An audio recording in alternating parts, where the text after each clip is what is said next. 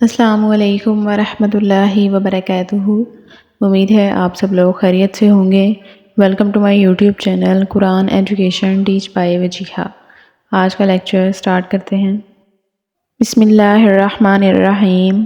قل کہہ دو، من جو شخص، کانا ہے، عدوً دشمن، لجبریل جبریل علیہ السلام کا، فإنہ جبریل علیہ السلام نے ہی تو نزلہ اتارا ہے قرآن، علی پر، قلبک تمہارے دل، بإذن اللہ اللہ کے حکم سے، مصدقاً تصدیق کرتا ہوا، لما اس کی جو، بین یدیہ ان کے پاس پہلے سے موجود ہے، وہدن اور ہدایت ہے، وبشریٰ اور بشارت ہے، للمؤمنین اہل ایمان کے لیے۔ کہہ دو جو شخص ہے دشمن جبریل علیہ السلام کا کہ جبریل علیہ السلام نے ہی تو اتارا ہے قرآن تمہارے قلب پر اللہ کے حکم سے، تصدیق کرتا ہوا اس کی جو ان کے پاس پہلے سے موجود ہیں، اور ہدایت ہے اور بشارت ہے اہل ایمان کے لیے۔ من جو، کانا ہے، عدوً دشمن، للہ اللہ کا، وملائکتہ اور اس کے فرشتوں کا، ورسلہ اور اس کے رسولوں کا، وجبریل اور جبریل علیہ السلام کا، ومیکائیل اور میکائیل علیہ السلام کا، فإن اللہ تو بے شک اللہ بھی، عدوٌ دشمن ہے، للکافرین کافروں کا۔ جو ہے دشمن اللہ کا اور اس کے فرشتوں کا اور اس کے رسولوں کا اور جبریل علیہ السلام اور میکائیل علیہ السلام کا، تو بے شک اللہ بھی دشمن ہے کافروں کا۔ یہودی جو تھے وہ رسول اللہ صلی اللہ علیہ وآلہ وسلم کی عداوت میں اتنے حد سے نکل گئے کہ انہوں نے جبریل علیہ السلام کو بھی اپنا دشمن قرار دیا۔ کیونکہ حضرت محمد صلی اللہ علیہ وآلہ وسلم پر وہی حضرت جبرائیل علیہ السلام لے کر آتے تھے۔ اب انہوں نے کیا کیا، انہوں نے ایک بہانہ بنایا۔ ابن عباس رضی اللہ عنہ فرماتے ہیں کہ یہودی رسول اللہ صلی اللہ علیہ وآلہ وسلم کے پاس تشریف لائے اور کہنے لگے کہ ہم آپ سے چند سوالات کریں گے، اگر آپ نے ان کے جواب دے دیے تو ہم مان لیں گے کہ آپ واقعی نبی ہیں اور ہم آپ کے پیروکار بن جائیں گے۔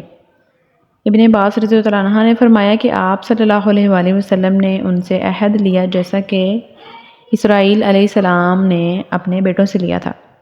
آپ صلی اللہ علیہ وآلہ وسلم نے ان سے یہاں تک کہا کہ اللہ اس پر وکیل ہے جو ہم کہہ رہے ہیں۔ اب انہوں نے سوالات کے جوابات لیے اور صحیح جوابات ان کو ملے، تو پھر یہود کہنے لگے کہ اچھا یہ بتائیے کہ فرشتوں میں کون سا فرشتہ ہے جو آپ کے پاس وحی لے کر آتا ہے، کیونکہ کوئی نہ کوئی فرشتہ آتا ہے نا فرمان لے کر اللہ تعالیٰ کا نبیوں کے پاس۔ تو نبی پاک صلی اللہ علیہ وآلہ وسلم نے فرمایا کہ وہ جبرائیل ہے۔ تو انہوں نے کہا وہ تو لڑائی اور جنگ لے کر اترتا ہے، وہ تو ہمارا دشمن ہے، اگر تم میکائیل بتاتے تو ہم مان لیتے، کیونکہ وہ تو نباتات، بارش اور رحمت لے کر آتا ہے۔ یعنی کہ انہوں نے اپنے ہیلہ سازیاں کی، بہانہ انہوں نے کوئی نہ کوئی تلاش کر ہی لیا کہ اب انہوں نے ایسے ہی بہانوں میں، باتوں میں کہ ان کو صحیح جواب مل رہے ہیں، لیکن پھر بھی سرکشی میں اندھے لوگ انہوں نے اب اس بات کو بہانہ بنا لیا کہ جبرائیل علیہ السلام آپ پر وحی لے کر آتے ہیں، وہ تو دشمن ہے ہمارا۔ تو اسی پر ہی یہ آیت نازل ہوئی تھی کہ جس پر اللہ تعالیٰ نے یہ فرمایا ہے کہ جو جبرائیل علیہ السلام کا دشمن ہے، بے شک جبرائیل علیہ السلام ہی ہیں جو کہ وحی لے کر اترتے ہیں، اور جو جبرائیل علیہ السلام کا دشمن ہے وہ اللہ تعالیٰ کا بھی دشمن ہے۔ کیونکہ جبرائیل علیہ السلام اللہ تعالیٰ کے دوست ہیں، اور دوست کا دشمن بھی ہمارا دشمن ہے۔ اسی طرح صحیح بخاری میں ہے کہ عبداللہ بن سلام رضی اللہ عنہ نے آپ سے 3 سوال پوچھے۔ آپ نے فرمایا مجھے ابھی جبرائیل علیہ السلام ان کا جواب دے کر گئے ہیں۔ تو وہ کہنے لگے وہ تو فرشتوں میں یہود کا دشمن ہے۔ اس پر رسول صلی اللہ علیہ وسلم نے یہ آیت پڑھی جس کی ہم تفسیر دیکھ رہے ہیں۔ اللہ تعالیٰ نے یہود کے اس بہانے کے کئی جواب دیے۔ پہلا یہ کہ جبرائیل علیہ السلام کا اس میں کیا قصور ہے کہ اس نے تو اللہ کے حکم سے آپ کے دل پر قرآن نازل کیا ہے، وہ اللہ کے حکم سے وہی لے کر آتے تھے، تمہاری یہ دعوت تو پھر اللہ سے ہی ہوئی نا، کیونکہ وہ اللہ تعالیٰ کا حکم مانتے ہیں۔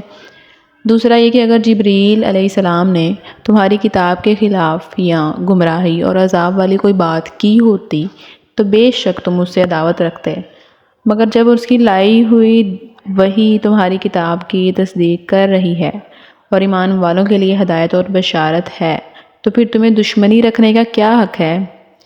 تیسرا یہ کہ تمہارا کہنا کہ میکائیل علیہ السلام سے تمہاری دوستی ہے، یعنی کہ انہوں نے یہی کہا نا کہ اگر تم میکا علیہ السلام کا نام لیتے تو پھر ہم مان لیتے، یہ کیسے درست ہو سکتا ہے جبکہ تم جبریل علیہ السلام سے دشمنی رکھتے ہو؟ دشمن کا دوست بھی دشمن ہوتا ہے، لہذا تمہاری دشمنی صرف جبریل سے نہیں ہے بلکہ اللہ سے ہے، اس کے فرشتوں سے ہے، اس کے رسولوں سے ہے، جبریل اور میکائیل سبھی سے ہے، کیونکہ یہ سب جبریل کے دوست ہیں۔ سن لو، جو ان سب کا دشمن ہے تو ایسے کافروں کا دشمن کون ہے؟ اللہ بھی پھر ان سے دشمنی رکھتا ہے۔ ابو ہریرہ رضی اللہ عنہ بیان کرتے ہیں رسول اللہ صلی اللہ علیہ وآلہ وسلم نے فرمایا ان اللہ تعالی قال من عاد لی ولیا فقد اذنتہ بالحرب۔ ترجمہ ہے اس کا، اللہ تعالیٰ نے فرمایا کہ جس نے میرے کسی دوست سے دشمنی رکھی تو میں اس کے ساتھ جنگ کا اعلان کرتا ہوں۔ بسم اللہ الرحمن الرحیم۔ وَلَقَدْ اور بے شک انزلنا نازل کی ہیں ہم نے الیکا تمہاری طرف آیات ایسی آیات جو بینات اظہار کرنے والی ہیں، وما اور نہیں یکفرو انکار کرتے الا مگر الفاسقون وہی جو نافرمان ہیں، فاسق ہیں۔ اور بے شک نازل کی ہیں ہم نے تمہاری طرف ایسی آیات جو اظہار کرنے والی ہیں اور نہیں انکار کرتے ان کا مگر وہی جو نافرمان ہیں۔ آیات بینات یعنی کہ کھلی نشانیاں جن میں رسول اللہ صلی اللہ علیہ وآلہ وسلم کی نبوت کا واضح ثبوت موجود ہے۔ قرآن کریم کے ساتھ ساتھ آپ صلی اللہ علیہ وآلہ وسلم کے تمام معجزات اس کے تحت آ جاتے ہیں کہ ساری کھلی نشانیاں تو رات میں ذکر تھا جن کا، وہ سارا کچھ جان لینے کے باوجود بھی انکار کیا، ضد کی وجہ سے، بغض کی وجہ سے۔ بسم اللہ الرحمن الرحیم۔ اوَکُلَّمَا کیا جب بھی عَاہَدُوا عَہْدًا انہوں نے کوئی عہد کیا، نَبَذَہُ تو اٹھا کر پھینک دیا اس کو، فریقٌ ایک گروہ نے، منہم ان میں سے، بل حقیقت تو یہ ہے کہ اکثرہم اکثر ان میں سے لا یؤمنون ایمان نہیں لاتے۔ کیا جب بھی انہوں نے کوئی عہد کیا تو اٹھا کر پھینک دیا اس کو ان کے ایک گروہ نے، حقیقت تو یہ ہے کہ ان میں سے اکثر ایسے ہیں جو ایمان نہیں لاتے۔ یہودیوں کا یہ پرانا شیوہ ہے کہ وہ جب بھی عہد کرتے ہیں تو اس کو پورا نہیں کرتے تھے۔ سٹارٹ سے ہی ہم دیکھتے آ رہے ہیں، ہم نے سارا اسٹڈی کیا ہے کہ پہلے انہوں نے یہ اللہ تعالیٰ سے وعدہ کیا تھا کہ ہم نماز پڑھیں گے، ذکر اذکار کریں گے، اللہ کی عبادت کریں گے، تو اس کے بدلے میں اللہ تعالیٰ نے انہیں کیا دیا تھا؟